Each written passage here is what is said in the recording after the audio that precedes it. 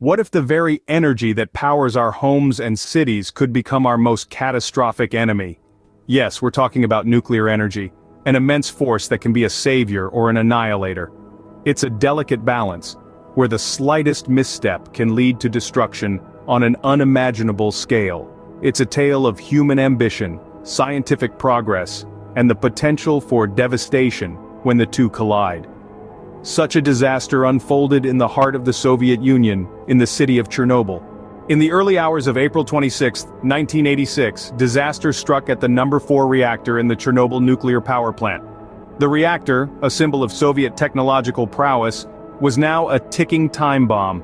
An ill-advised safety test had gone horribly wrong, leading to a massive explosion that tore through the reactor's core. It was a catastrophe of unimaginable proportions, an event that would cast a long, ominous shadow over the nuclear age. The explosion was just the beginning. The reactor's cooling systems failed, unable to contain the escalating temperature. This failure led to a second explosion, even more devastating than the first. This blast released a lethal cocktail of radioactive isotopes into the atmosphere, a silent and invisible killer that would claim hundreds of lives and leave thousands more irrevocably affected. In the face of this unprecedented crisis, the plant's workers, many of whom were unprepared for such a disaster, scrambled to contain the situation. They fought against the clock, braving lethal levels of radiation in a desperate attempt to prevent a complete nuclear meltdown. Their courage and determination in the face of such a dire situation were nothing short of heroic. Meanwhile, the Soviet government was slow to respond. At first, they attempted to downplay the severity of the incident, releasing only vague and misleading information. It was a strategy born out of a desire to maintain control and avoid international embarrassment. However, as the scale of the disaster became impossible to ignore, they were forced to declare a state of emergency and begin the daunting task of evacuation and containment. Yet, as the world slept, the situation at Chernobyl continued to deteriorate. The reactor was still burning, spewing out radioactive smoke and debris. The immediate vicinity was already a wasteland, but the worst was yet to come. The invisible radioactive cloud was now on the move, carried by the wind towards unsuspecting towns and cities. Unbeknownst to the world, one of the worst nuclear disasters in history was just beginning. After the explosion, an invisible enemy began to spread: radiation.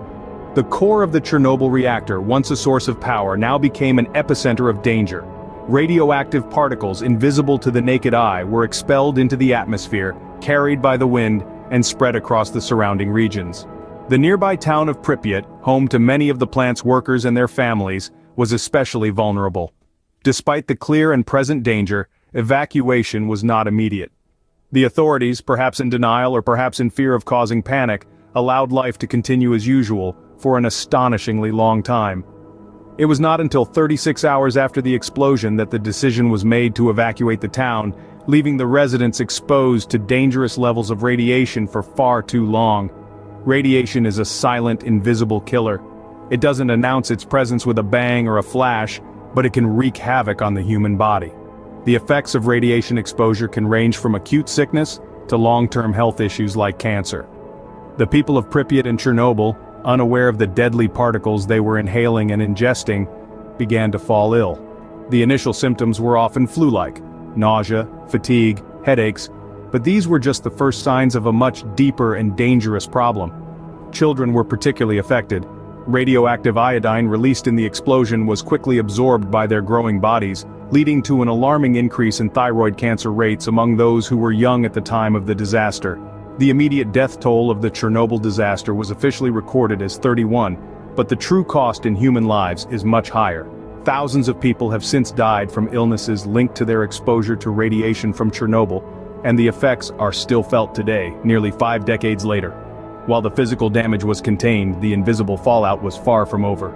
The Chernobyl disaster wasn't just a Soviet tragedy, it was a global one. In the wake of the explosion, a radioactive cloud was unleashed, blanketing large swaths of the Soviet Union and Europe. Invisible yet deadly, this plume of radiation was carried by the wind, reaching as far as Scandinavia and Western Europe. Radioactive particles fell like an unseen snow, contaminating the land, the water, and the air. The international response was immediate and intense. nations around the world offered assistance, sending teams of experts to help manage the crisis. The International Atomic Energy Agency swiftly convened to discuss the implications of the disaster and to formulate a global strategy for nuclear safety. Yet despite these efforts, the damage was done. The radioactive fallout had far-reaching consequences, not just for those in the immediate vicinity, but for millions of people across the globe. Rates of thyroid cancer skyrocketed, particularly among children who were exposed to the radiation. The World Health Organization estimates that more than 4,000 people have died from radiation-induced cancer and leukemia, and that an additional 5,000 cases could still occur. The environmental impact was equally devastating. Large areas, now dubbed the exclusion zone, remain uninhabitable due to high levels of radiation. Entire ecosystems were disrupted, with many species of plants and animals suffering from the effects of radiation. Moreover, the economic cost of the disaster was astronomical. The cleanup operation alone cost the Soviet Union an estimated 18 billion rubles, and that's not accounting for the long-term costs of healthcare, relocation, and environmental remediation. The Chernobyl disaster served as a stark reminder of the potential dangers of nuclear power. It highlighted the need for stringent safety measures, transparency, and international cooperation in the face of such catastrophes. The world had witnessed a nuclear catastrophe, the effects of which are still felt today. In the aftermath of the disaster, Chernobyl became a ghost town. Its once bustling streets, filled with the hum of life, were replaced with an eerie silence that echoed through the empty buildings. But the story of Chernobyl doesn't end there. It lives on, not just in the decaying structures of the city, but in the exclusion zone that surrounds it. The exclusion zone, a 30-kilometer radius around the reactor, remains largely uninhabited, yet it's far from lifeless. Nature has reclaimed the land, with wildlife flourishing amidst the remnants of human civilization. Scientists and researchers continue to monitor the area, studying the effects of the radiation on the environment. But this isn't just a story of nature's resilience, it's also a story of human endurance. Despite the risks, some locals chose to return to their homes within the exclusion zone, living with the constant reminder of the disaster. They are a testament to the human spirit's ability to adapt and endure. Meanwhile, cleanup efforts continue at the site of the reactor. Robots and remote-controlled machines are employed to handle the highly radioactive materials, a task too dangerous for humans. The new safe confinement structure, a massive steel dome, now encases the reactor, preventing further radiation leakages. This monumental feat of engineering is a testament to our ability to confront and manage the consequences of our actions. The long-term effects of the disaster are still being felt by survivors and their descendants. Many suffer from health complications linked to radiation exposure, such as thyroid cancer and other illnesses. Generations later, the children of Chernobyl carry the invisible scars of a disaster that occurred before they were born. Chernobyl also serves as a research ground for scientists studying the effects of radiation on human health and the environment. This knowledge is invaluable in helping us understand how to better deal with similar disasters in the future. Chernobyl stands as a haunting reminder of the cost of nuclear disaster. It's a testament to the power of nature, the resilience of the human spirit, and the profound impact of our actions on the world around us. Even in its silence, Chernobyl continues to speak, reminding us of a past we must never forget. So, what have we learned from Chernobyl? One of the most poignant lessons we've gleaned from this catastrophe is the dire importance of transparency. Cover-ups and misinformation only serve to exacerbate the fallout, both figuratively and literally. Honesty, openness, and accountability are crucial when dealing with such high-stakes technologies. We mustn't forget that truth is the first casualty in any disaster. Another major takeaway is the essentiality of stringent safety regulations.